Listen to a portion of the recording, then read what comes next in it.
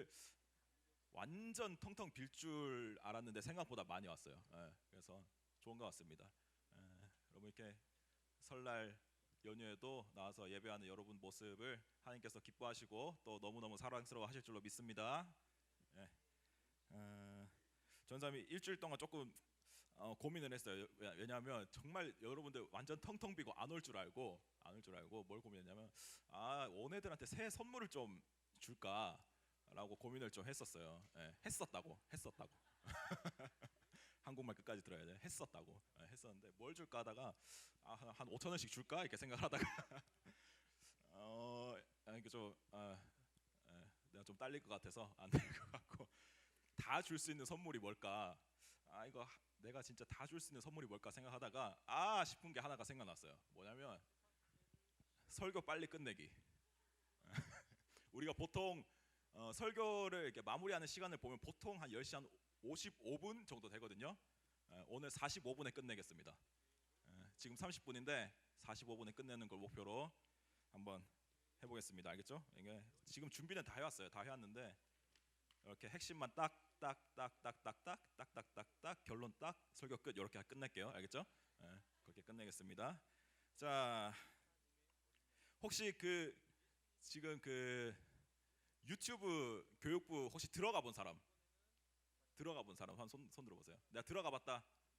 구경이나 한번 해봤다. 오, 생각보다 많아요. 생각보다 많습니다. 오, 혹시 이번 주 영상 본 사람? 네. 계속 보세요. 알겠죠? 매주 보고 있죠, 그죠? 예. 혹시 본 사람 중에 오늘 누구를 나눌지 혹시 아는 사람?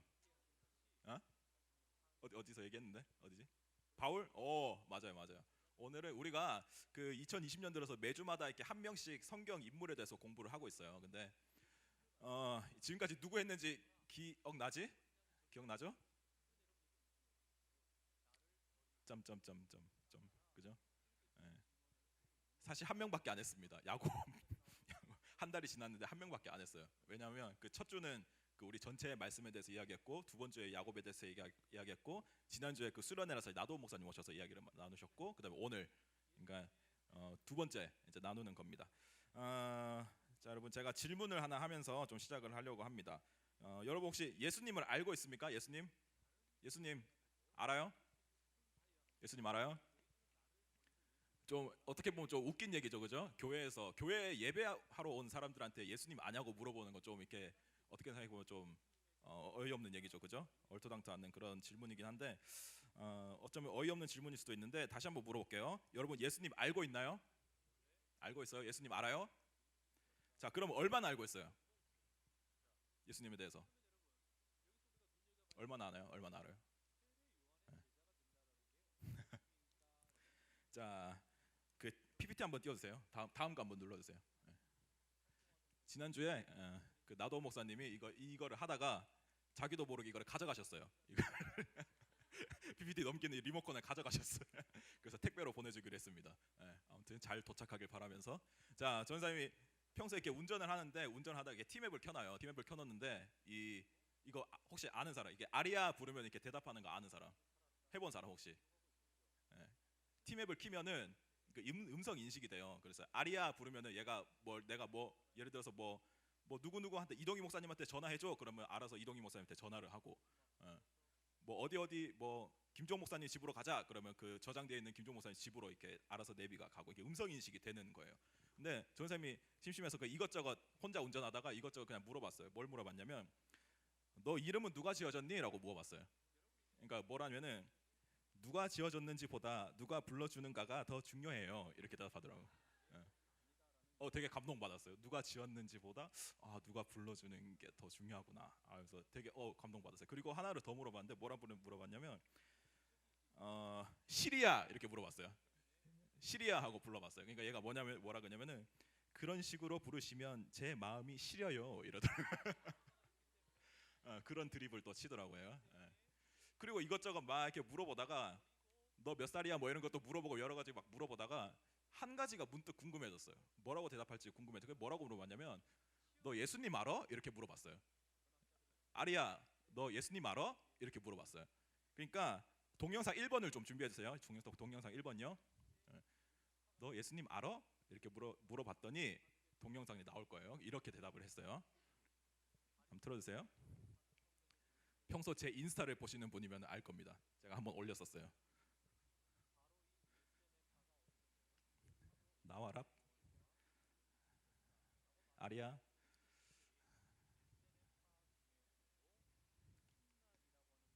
아리야, 자니? 이거 말고요. 동영상. 영상 파일을 넣어놨어요. 영상 파일 1번, 2번을 넣어놨거든요. 1번을 틀어주시면 됩니다. 1번.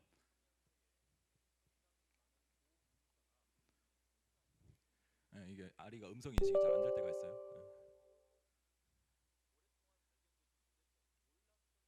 네. 영상 1번 45분까지 끝내기로 했는데 이렇게.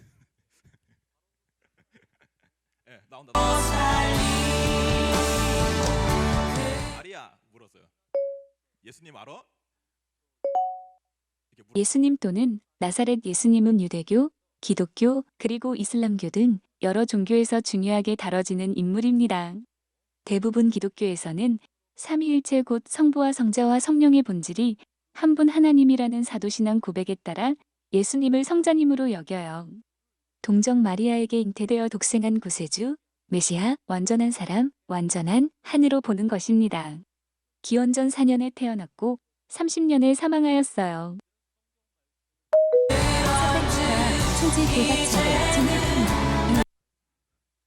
그래서 전사님이 운전하다가 갑분묵 갑자기 분위기 묵상 하면서 이렇게 했었는데 여러분 한번 어때요? 이 아리가 여러분들보다 예수님 더 잘하는 것 같지 않아요? 그죠? 그죠? 맞아요? 맞아요? 네. 자, 그죠? 자 여러분, 근데 여기가 우리가 여기서 이제 의문을 하나 가져야 될 게 있는데 그게 뭐냐면 이 아리가 진짜로 예수님을 안다고 할 수 있을까요? 진짜로 이 아리가 지금 여러분보다 많이 안다고 했잖아요, 그죠? 근데 진짜로 이 아리가 예수님을 안다고 할 수 있을까? 네? 오, 깜짝 놀랐어요. 자 그러면은 예수님을 안다는 게 뭘까? 예수님을 안다. 예수님을 안다. 방금 그 아리가 여러분들보다 더 많이 안다고 얘기했잖아요, 그죠? 그럼 예수님을 안다는 게 뭘까? 그죠? 아까 얘기했던 것처럼 우리가 오늘 그 바울에 대해서 얘기를 좀 살펴볼 텐데 바울에 대해서 잠깐 얘기를 나누면 바울은 신약 성경에서 매우 중요한 인물로 다뤄지고 있습니다. 왜냐하면 신약 성경이 27권인데 13권을 바울이 썼어요. 그만큼 절반 이상을 그 바울이 기록을 하기도 했고 예수님의 그 가르침을 이어받아서 사도로서 그 복음을 그 전파하는 그 교회를 세우고 복음을 전파하는 일에 굉장히 중요한 역할을 감당했던 사람이기 때문에 신약 성경에서 특히 성경에서 전체적으로 매우 너무 중요하게 다뤄지고 있고 매우 방대한 분량을 가지고 있습니다.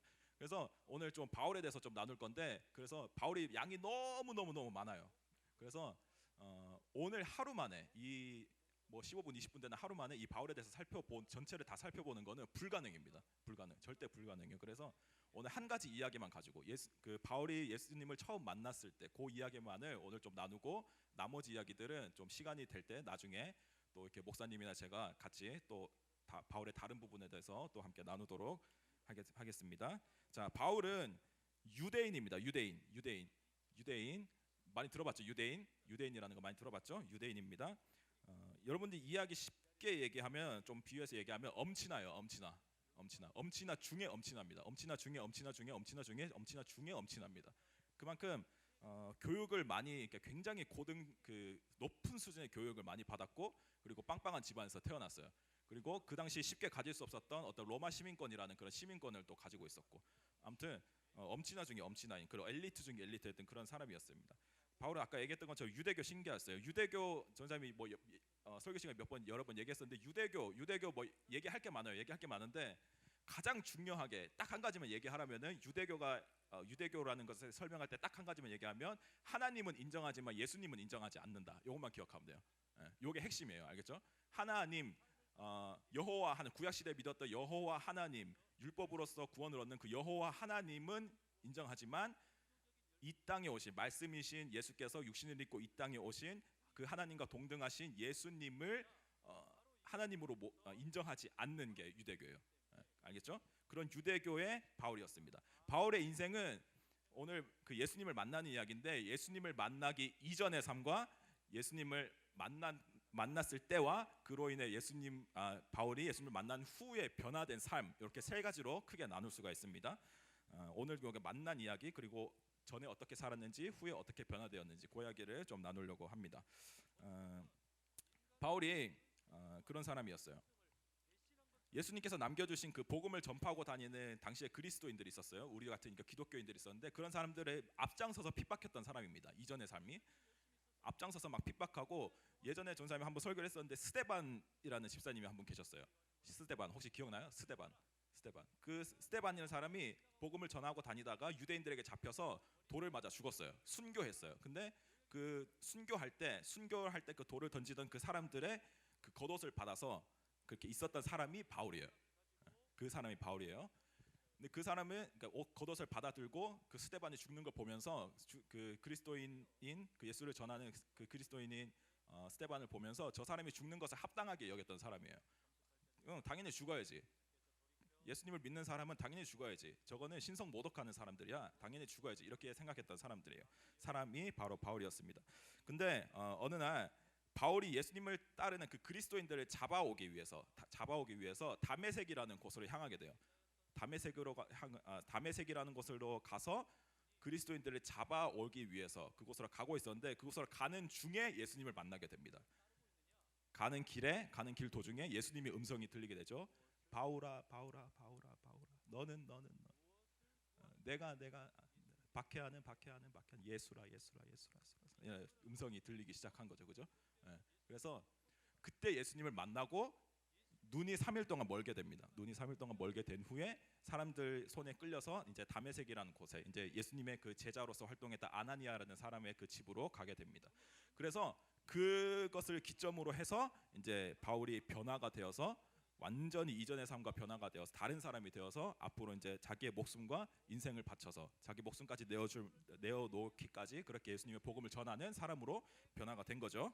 자, 여기서 우리가 살펴봐야 될 것이 뭐냐면 바울이, 우리가 아까 예수님을 아냐라고 질문을 했었는데 바울이 예수님을 만나기 이전의 삶을 살아갈 때, 그러니까 그리스도인들을 핍박할 때, 그때 바울이 예수님에 대해서 안다고 할 수 있었을까? 예수님을 알고 있었을까, 바울이? 나는 알고 있었다고 봐요. 왜냐하면 바울은 굉장히 똑똑했던 사람이에요. 예수님을 알고 있었어요. 예수님이 어떤 사람인지, 어디서 태어났는지, 무엇을 하는 사람인지, 무슨 말을 전하고 다니는 사람인지, 그가 무엇을 주장하는 사람인지 정확하게 알고 있었어요. 지식으로 굉장히 잘 알고 있던 사람이에요. 그죠? 자, 잘 알고 있었던 사람입니다. 바울이 자신이 속한 그 유대교의 입장에서 예수님이 어떤 잘못을 저지르고 있는 사람인지 그 너무너무 잘 알고 있었어요. 한마디로 얘기하면 예수님에 대한 지식이 매우 뛰어났던 사람이에요. 예수님에 대한 지식이. 그래야 상대를 알아야 내가 박해를 할 수 있잖아요, 그죠? 상대를 알아야지 내가 박해를 할 수 있기 때문에 예수님에 대한 지식이 뛰어났던 사람입니다. 그래서 그런 의미로 바울이 예수님을 잘 알았다라고 얘기할 수 있어요. 근데 우리 지금 여기서 이해하고 싶은 거는 그게 진짜로 바울이 예수님을 안 걸까라는 거예요. 그게 바울이 예수님을 안다라고 할 수 있을까라는 겁니다. 영상 2번을 좀 준비해 주세요. 영상 2번. 영상 2번을 좀 틀어주세요. 전사님이 최근에 재밌게 봤던 예능 중에 한 장면입니다. 한번 틀어주세요.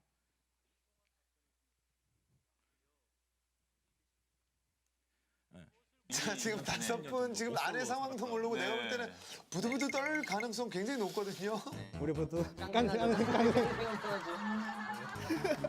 우리 이거 왜 하는 거예요? 중에서 소개팅 연습을 시켜주는 거예요. 진짜 떨리긴. 자, 이제 말씀드린 순간 김민영 선수. 자, 점퍼를 벗어도 될 것 같은데 그냥 들어갑니다. 안녕하세요. 안녕하세요. 아, 첫 톤 잘못 잡았어. 안녕하세요. 이렇게 잡았어요. 아, 첫 톤 잘못 잡았어. 네네. 첫 톤 너무 떴어. 안녕하세요. 안녕하세요. 안녕하세요. 안녕하세요. 안녕하세요. 안녕하세요. 안녕하세요. 네. 안녕하세요. 안녕하세요. 네.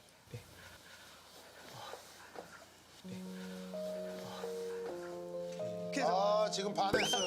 반했어. 넌 내게 반했어. 뭘 말해요?